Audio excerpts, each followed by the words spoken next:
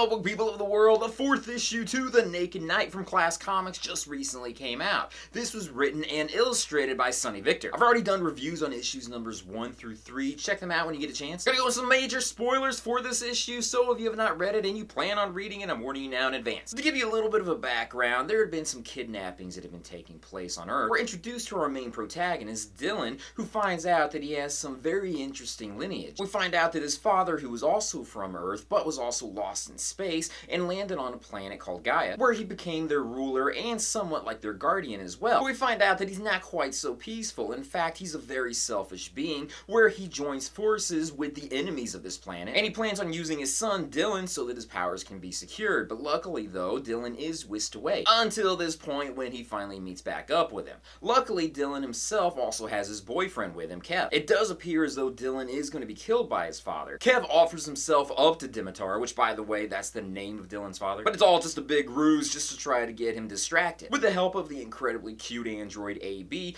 Dylan is given enough time to recuperate, and also able to take his father out somewhat. We find out that the presidents of planets, one of which happens to be from Earth, and also happens to be President Obama, and I think that is a great touch. Find out about the shenanigans that Dimitar has been doing, and the kidnappings he's been doing as well. So it looks as though we have a pretty darn happy ending for our characters. There are a couple loose ends that need to be taken care of, including Dylan returning back to his mother's home planet of Gaia and liberating it. He develops a new ability to grow wings, showing that he's also one of the guardian angels of the planet, which I have to say is pretty darn awesome. I love seeing characters with angelic wings. This is the final part to this storyline for the Naked Knight, or Naked Knights, being that Kev does count as one of the Naked Knights, but it does have the potential for future stories, being that there is a segue at the end of this issue. Overall, this is an adorable comic book series, and you have to love Dylan and Kev being together. It is a Class Comics title, and always I have to put out there is a lot of mature content involved in it. Like, really, so much gay sex is taking place in this. The artwork is superb. I love Sonny Victor's style, and the story element put in the mature sexual content still had a nice mix. I am personally hoping that this comic book series continues on so we can see what's going to be happening in the next story. I will end this comic book review at this point. If you're interested in reading this, you want to go to classcomics.com, where you can download a digital version from them. So thank you guys for watching me in this video. If you haven't done it yet, check out my Patreon site. It's patreon.com/gaycomicgeek.